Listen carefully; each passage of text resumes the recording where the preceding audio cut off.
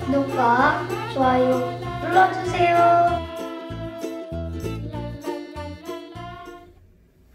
안녕하세요. 유치원교육의 이강철 실장입니다. 학생들 안녕. 자, 저처럼 아이들이나 청소년을 볼 때 마음이 뛰는 학생들을 위한 관심도 충족하고 지식도 충족할 수 있는 훌륭한 학과, 청소년아동학과, 아동청소년학과를 소개합니다. 이 학과에서 주로 다루는 내용은 결국은 생애 주기예요. 아이가 태어났을 때부터 죽을 때까지 어떤 발달 과정, 어떤 성장 과정을 지니게 되는지를 관찰하는 그런 학문이 되겠는데요. 예컨대 이런 거죠. 어떤 한 아기가 태어났는데 처음에 맘마, 빠빠, 죄송합니다. 이렇게 부르는 것에서부터 진짜 의미를 두고 엄마, 아빠라고 부르기까지 어떤 과정이 있을까요? 처음에 맘마와 나중에 엄마는 어떻게 다를까요? 이거에 영향을 미치는 요인들은 어떤 것일까요?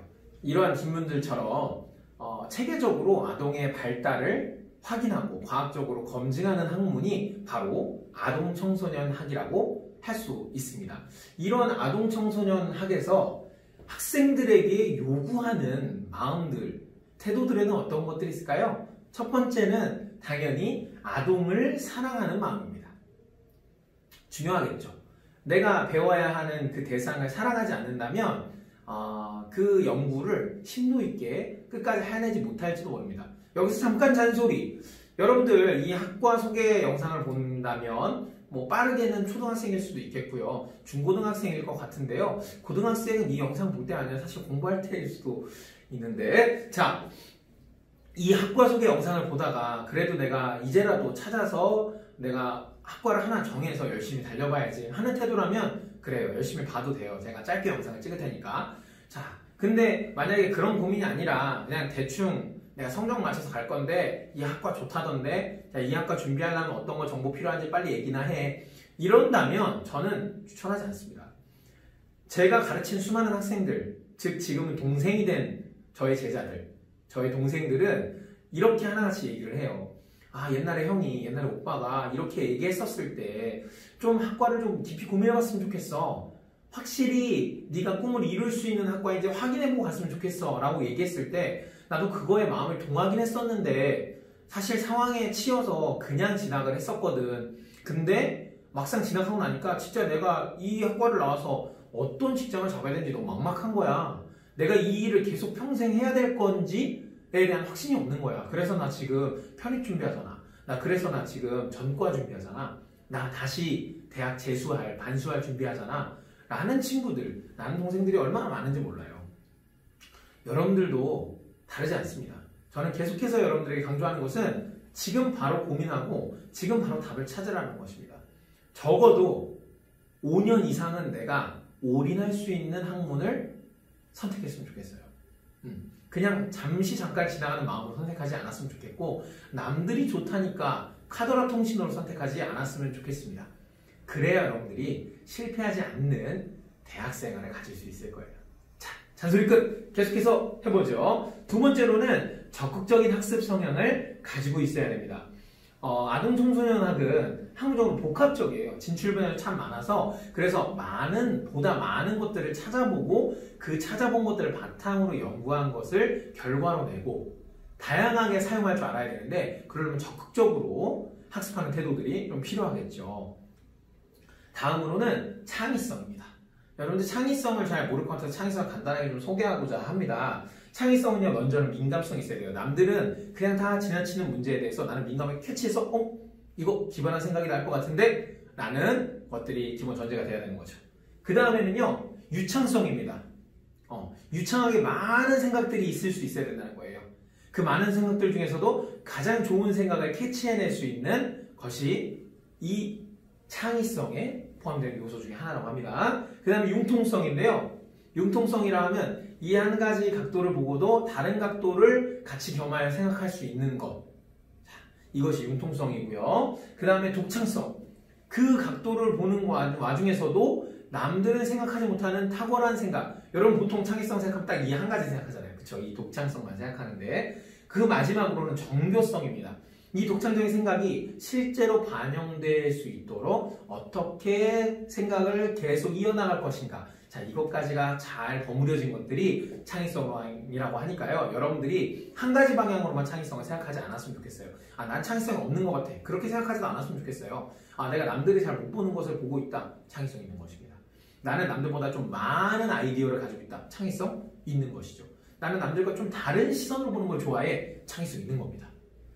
자, 이런 마음을 가진 우리 학생들이 아동 청소년 학과를 진학하게 된다면 어떤 진출 분야가 있을지 이것도 중요하겠죠. 일단은 유아 교육교사, 보육교사, 특수교사 같은 교육 전문가도 있을 수 있겠죠. 아니면 전문기관에서 연구자 및 상담 및 치료기관의 임상가로 혹은 아동 관련 도서 및 미디어 사업 분야에서 콘텐츠 개발자로도 일을 할 수 있어요. 그래서 참 다양한 기업에서 다양한 모습으로 일할 수 있는 진출 분야가 있다. 그냥 아동 청소년 학과 간다고 해서 나중에 선생님 되는 건가? 그냥 이렇게 단순히 생각하지 않았으면 좋겠다라는 것입니다.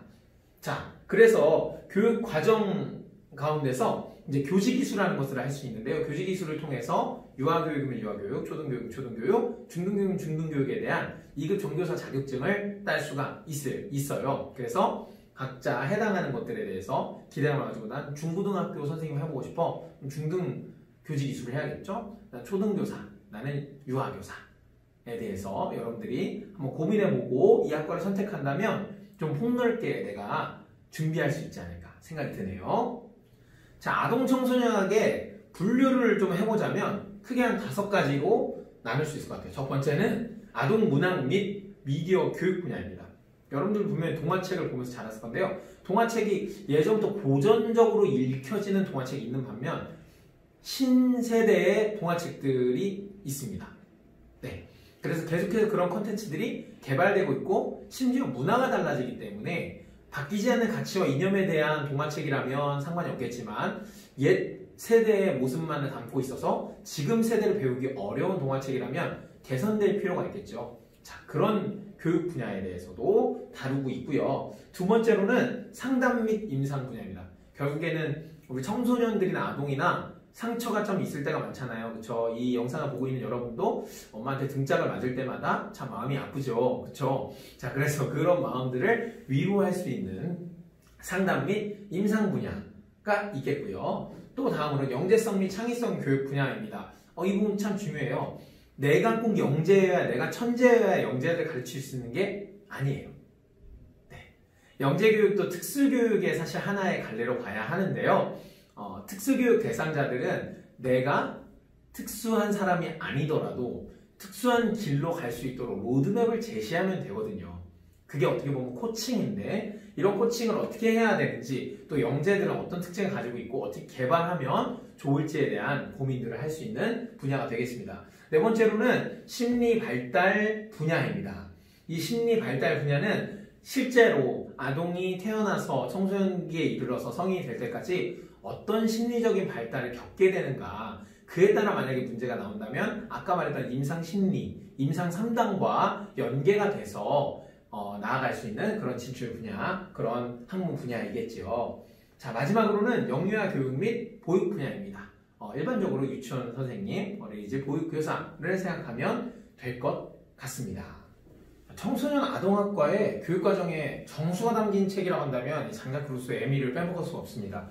장작 루소의 에밀은 사회계약론을 쓴, 인간 불평등을 쓴 이 장작 루소가 어떤 한 소녀를 기반으로 해서 그 소녀를 가르치는 과정을 담은 내용을 이제 풀어낸 건데요. 실제적인 아동중심 교육, 그 다음에 강박훈련이라든지 실물교육 등 이제 교육의 실전 이론을 기초로 하는, 기반으로 하는 내용들이 아주 많이 있어서 이 책이 교육학에 기초를 했다라고 봐도 무방할 만큼 아주 방대한 내용, 풍성한 내용이 담겨 있습니다. 그만큼 어렵겠죠. 네. 왜냐면 이 책은 사상서이기도 해서요. 네, 교육은 이렇게 해야 된다라는 마인드가 담겨있는 책이기도 해서 그래서 꼭 우리 교사 아니면 강사 또 이런 것들 계통을 꿈꾸는 학생들이라면 한번 찾아서 읽어보면 좀 도전이 되지 않을까 생각이 듭니다. 이어서 계속해서 이 독서에 대한 추천 도서들을 말씀드리자면 심리학자 안젤라 더거스와 캐롤 드웨크 박사의 테드 강연, 그릿이라는 이름의 독서를 들어볼 수 있겠습니다. 이 그릿은 끝까지 인내하고 달려갈 수 있는 힘, 정도라고 생각하시면 되겠는데요. 이 힘이 어디서부터 나오는지 이 책은 반드시 여러분에게도 도움이 될 거고요. 여러분들이 나중에 관심을 가지고 가르치게 될 우리 아동들, 연구하게 될 우리 청소년들에 대해서도 아주 중요한 도움이 될 책입니다. 자, 다음 책은요. 성균관대 아동청소년학과 교수이신 최인수 저자님의 창의성의 발견이라는 책입니다. 아까 말씀드렸듯이 여러분들도 분명히 창의성이 있습니다. 이 창의성을 어떻게 개발하고 어떻게 능동적으로 활용할 것인지에 대한 책이니까요. 관심을 가져보고 읽어본다면 꼭 진로 진학에 도움이 되지 않을까 싶네요. 자, 이제 아동청소년학과의 최신 키워드들을 좀 두 가지만 소개하려고 하는데요. 여러분들 잘 알고 있는 내용 두 가지입니다. 첫 번째는요. 자유학기제입니다. 자유학기제를 통하여서 여러분들은 얼마나 많이 도움이 되셨나요?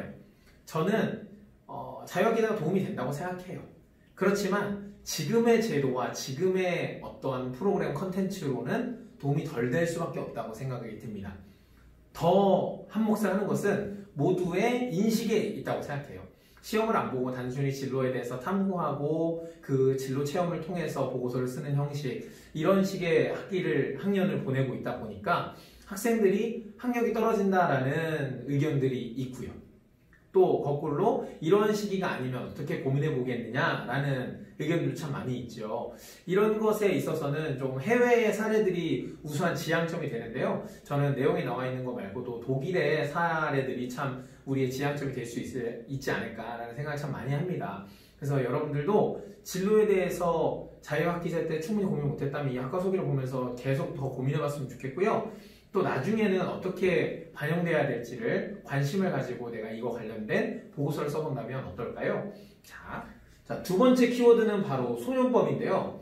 소년법은 말 그대로 청소년들 그리고 청소년보다 더 어린 학생들에 대해서 그냥 성인 범죄자와 다른 형량이 주어진다라는 내용이잖아요. 이것의 핵심 쟁점은 결국 그거죠. 정말로 청소년들이 갱생의 여지가 있는 사람들이기 때문에 아직 성장하고 있기 때문에 이것을 유예하고 사회가 기다려줄 수 있어야 된다. 조금은 이 아이를 오히려 가르칠 수 있도록 지도해줘야 한다라는 입장이 있다면 거꾸로 이것이 무기가 돼서 오히려 자신의 분노나 자신의 잘못된 그런 성향들을 분출해버리는 학생들이 있을 수 있다라는 게 큰 대립이죠. 여러분들은 어떻게 생각하시나요? 이런 생각들을 보고서에 작성해 본다면 어떨까요? 자, 이제는 청소년 아동학과 실제 자소서 예시입니다. 학습 경험에 대해서 이 학생은 국어 시간에 소설을 만들기로 했습니다. 자기가 교과 활동을 직접 임했던 내용을 먼저 시작하고 있네요. 청소년 복지와 관련된 다양하고 폭넓은 내용을 공부해보고 싶어서 위기의 아이들이라는 영상을 찾아보고 학교폭력 멈춰라는 책을 찾아봤습니다. 되게 적극적이에요. 추가적으로 뭔가 활동을 해봤어요. 그쵸? 영상을 찾아본 것도 독서를 한 것도 다 이렇게 기록이 되어질 수 있겠네요. 그 다음에 청소년 교육 정책, 복지 문제와 관련된 기사들을 찾아봤다고 하고요. 그 다음에 학교에서는 발표를 해봤다고 합니다. 3학년 때는 심화학습 동아리, 구루터기를 스스로 구성해서 학교폭력, 나홀로 아동에 대한 토의도 본인이 주도적으로 진행했다는 얘기를 하고 있습니다. 아까 적극성을 얘기했었습니다. 이 학생 참 적극성이 보이는 학생인 것 같아요. 자, 학교 활동에 있어서는 또래 상담 동아리인 마니또의 동아리 회장으로 숨겨진 소리를 찾아라 캠페인을 기획하고 진행하는 것까지. 또한 학교 대표로 교육부와 청소년 정책연구원 주관의 학생 모니터단에 참여하는 또한 청소년 봉사단 해피프렌즈 활동, 존중 오케이 학교폭력 바로 알기 프로젝트를 기획하는 등 정말 대단한 학생이죠. 여러분들도 이 다음에 나올 내용들에 나오는 보고서 내용들, PPT 내용들, 그 다음에 프로젝트 내용들을 통해서 학교에서 이런 것들을 진행해 본다면 여러분들 스스로도 정말로 큰 보람을 느낄 수 있을 뿐더러 여러분들의 생기부, 여러분들 자소서 준비는 조금 더 탄탄해지지 않을까 생각이 드네요. 자, 그래서요, 이 보고서 내용들을 한번 여러분 살펴보고 나는 이쪽을 희망하긴 하는데 어떤 내용의 보고서를 작성해야 될지 사실 잘 모르겠어 라고 한다면 도움이 될 것 같습니다. PPT도 마찬가지예요. 선생님이 관련돼서 발표해보라고 하셨는데 어떤 주제를 가지고 발표를 하면 좀 더 좋을까? 라고 생각한다면 다음과 같은 주제들이 있을 수 있겠고요. 마지막 활동 프로젝트를 통해서 내가 아동청소년 관련돼서 이런 프로젝트를 진행해보고 싶어 한다면 다음의 내용을 참고해보면 좋겠습니다. 네, 이상으로 아동청소년학과, 청소년아동학과에 대한 학과 소개를 마치고요. 여러분 또 오늘도 꼭 도움이 되는 강의였기를 바랍니다. 제가 앞으로도 계속 강의를 찍을 때 꼭 여러분들 학과 소개 영상을 통해서 진로와 적성을 찾고 학습에 임하게 될 수 있기를 바랍니다. 끝으로 제가 지난번에 어떻게 살을 뺀다고 했었는데 일부러 큰 옷을 입고 왔거든요. 좀 티나라고.